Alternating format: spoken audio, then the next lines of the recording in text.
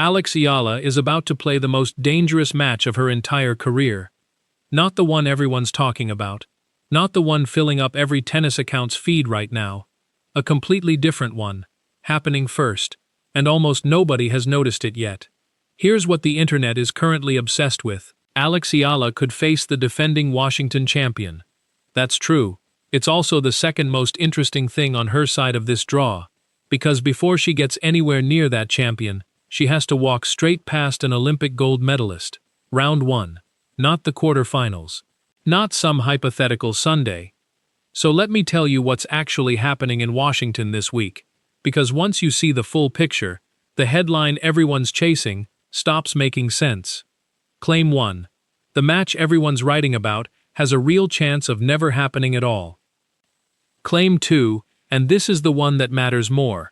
If it does happen, it isn't the story being sold right now.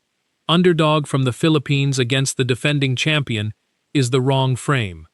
Once you see why, you won't be able to unsee it. Let's open this properly. First, one number to keep in your head, not a ranking: 70. That's everything Alex Eala has to defend across the entire North American swing. Washington, Toronto, Cincinnati, the US Open. All of it. 70 points. Here's why that matters. Every player walks into a tournament carrying a backpack of whatever they earned at that same event a year ago. They have to earn it all over again just to stand still. Leylah Fernandez walks into Washington with 500 points in her backpack, because she won this title last year. Every round she loses, those points fall out and don't come back. Alex Eala's backpack is basically empty.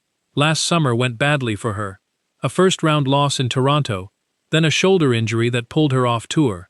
She played 2 events the entire swing, reached the second round of the US Open, and that was it. 70 points, total. Which means the version of Alex Eala arriving in Washington in 2026 cannot really fall. There's no floor to break through. Every match she wins from here is pure addition. The tournament itself is the Mubadala City DC Open, a WTA 500 at the William H. G. Fitzgerald Tennis Center, July 27th through August 2nd. And the reason top players show up isn't the prize money, it's the gateway. Washington feeds into Toronto. Toronto feeds into Cincinnati. Cincinnati feeds into the US Open. Whatever version of yourself you find in DC, you tend to carry into the last slam of the year. The field is loaded. Jessica Pegula, Elina Svitolina, Naomi Osaka, Diana Schneider, all seeded with second-round byes. Anna Kalinskaya, Madison Keys, Fernandez, and Emma Navarro round out the 8 seeds. Read that list again, and notice what's missing. Alex Eala is ranked 28th in the world, a career high. She just made history at Wimbledon, and she's not seeded.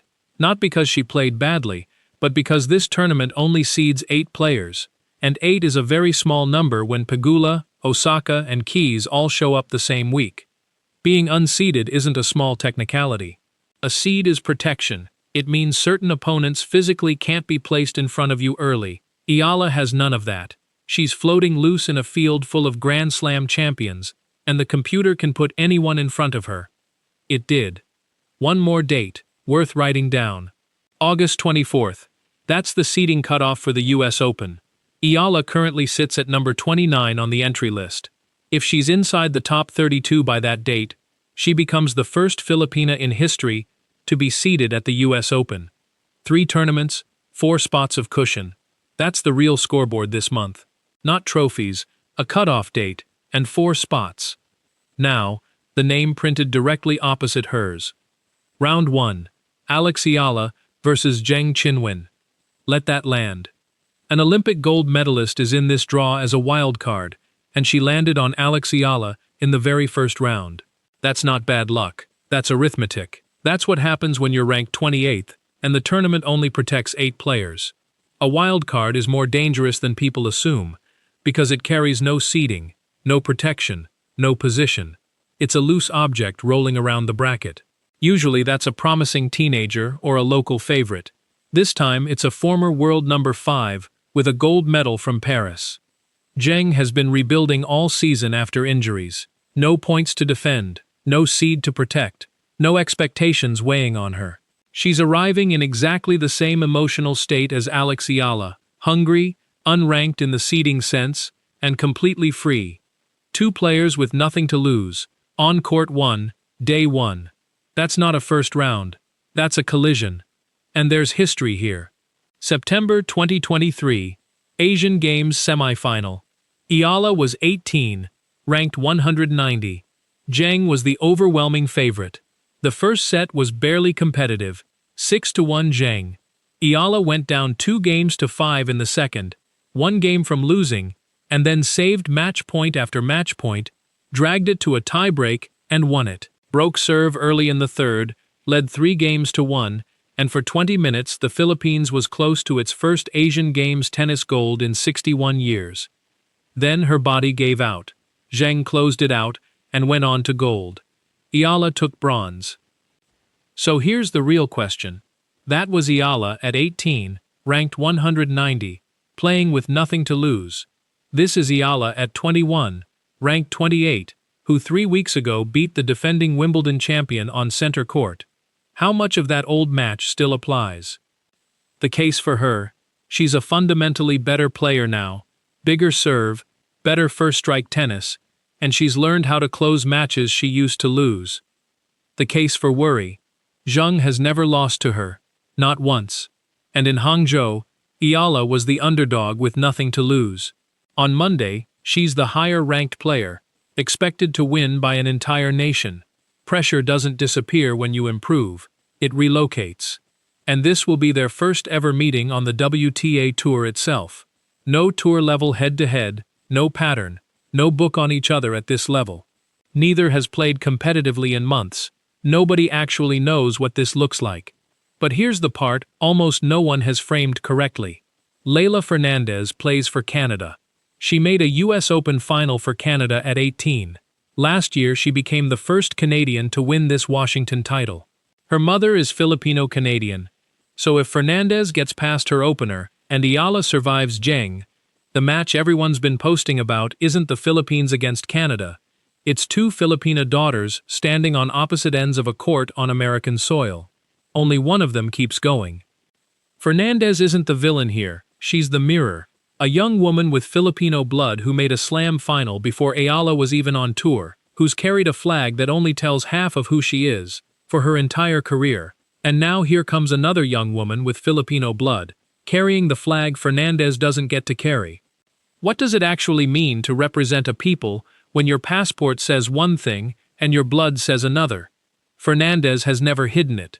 She talks about her mother, the food, the family, the Filipino fans who show up for her across North America. But she competes under a maple leaf, and Eala competes under 3 stars and a sun. If that Washington crowd fills up and both of them walk out, who do they cheer for? Here's a detail almost no preview has mentioned. They already played this year. Stuttgart, April, on clay. Alex Eala went out in the round of 32, and the player who put her out was Leylah Fernandez. So the collision course framing is selling you a first meeting. It's not. It's a rematch, and Eala is the one carrying the debt. Stack it all up, and look at what this draw is actually asking her to do. To reach the quarterfinals, she has to beat an Olympic gold medalist, then most likely beat the defending champion, back-to-back, on a hard court she hasn't competed on since March. No warm-up section. Maximum difficulty from the first point of the week. But Fernandez isn't comfortable either. She's the one wearing the 500-point backpack. Earlier this month, when live rankings temporarily stripped her Washington points from last year, she dropped from 25 to 34. 9 places gone in a single line of a spreadsheet. She's not defending this title for the joy of it. She's defending it to stop the bleeding. She said it herself at her media day. 1 year is a long time, and a lot can change. So this isn't a giant against a challenger. It's a rising player with nothing to lose, against a champion with everything to lose. And between them sits an Olympic gold medalist who isn't supposed to be in this part of the draw at all. Which brings us to the only question that actually matters. Is Alex Eala good enough on a hard court to make any of this happen? Look at the receipts. 3 weeks in June. Berlin, round 1, she beat Donna Vekic, fresh off winning Queen's Club, 7-5, 6-4. Round 2, She beat world number 2 Elena Rybakina 7-5, 6-4. Then Svitolina in straights to reach the semi-final. Then Wimbledon, where she walked in as the 29th seed, the first player from the Philippines ever seeded at a Grand Slam. She beat the defending champion in the third round in a tight first-set tiebreak, then closed it out 6-2. First Filipino singles player to reach the second week of a major. That's not a hot streak. That's a player who's figured out how to beat elite opponents in consecutive rounds, which is exactly what this Washington draw is about to demand. Here's evidence nobody mentions because it lives in a spreadsheet, not a highlight reel. Alex Eala has 1,666 ranking points. Leylah Fernandez has 1,344. The player being called the underdog is ranked higher than the defending champion. Eala is defending 70 points across the whole summer. Fernandez is defending 500 in a single week. Structurally, they're moving in opposite directions. This might be the last stretch for a while where Eala enters a tournament genuinely free, because every point she earns now becomes a point she has to defend 12 months from now. Success creates its own weight. Right now she gets to play weightless, in the best form of her life. The one real variable is the surface. This season splits cleanly in half. On clay, she struggled visibly. 4 events, no real traction. Then grass arrived, and she became a different athlete. A Berlin semi-final. A title in Birmingham. The 4th round at Wimbledon. Hardcourt is the unknown. She hasn't played a competitive hardcourt match since March. But remember where this all started. Miami, last year, ranked 140. She beat 3 Grand Slam champions in one tournament and reached the semi-finals as a teenager. Hardcourt isn't foreign territory for her. It's home. One more thing almost nobody's covering. Eala is also playing doubles in Washington with Venus Williams, 46 years old, 14-time major doubles champion, their second partnership together. If Eala loses early in singles, she doesn't fly out. She stays in Washington, keeps playing points on that exact surface, in that exact stadium, standing 10 feet from one of the best court readers in the history of the sport. Nobody's calling that a training block. That's precisely what it is. So here's the actual read. The match that decides Alex Eala's summer isn't the Fernandez match. It's round 1. If she gets past Zheng, she arrives at Fernandez with rhythm restored on hard court, against a champion carrying 500 points of anxiety. That door is genuinely open. If she loses Monday, the whole collision course everyone's been posting about evaporates before anyone gets to argue about it. That's how thin this is. One match. One afternoon. And there's something bigger happening around all of this. 2 years ago, there was no WTA event in the Philippines. Now there is. That's not a coincidence. It's one person. Women's tennis just opened up a country of over 100 million people, because a girl who left home at 12 to train at the Rafa Nadal Academy decided good enough wasn't the ceiling. Kids in Manila are picking up rackets who would have picked up a basketball 3 years ago. That outlasts every result we just talked about. So here's where this lands. Alex Eala walks onto a court in Washington, unseeded, unprotected, with an empty backpack and an entire country awake before dawn to watch. I have no idea what happens. There's a reason to believe and a reason to worry, and both are real. But if this thing actually gets to Fernandez, if these two do walk out on the same court, there's one question I genuinely can't answer. Who does the Filipino crowd in that stadium cheer for? Not who should they, who will they? Those are two different questions, and I suspect the honest answer makes people uncomfortable. Tell me in the comments what you think Monday looks like. Because right now, this isn't a preview, it's a stress test.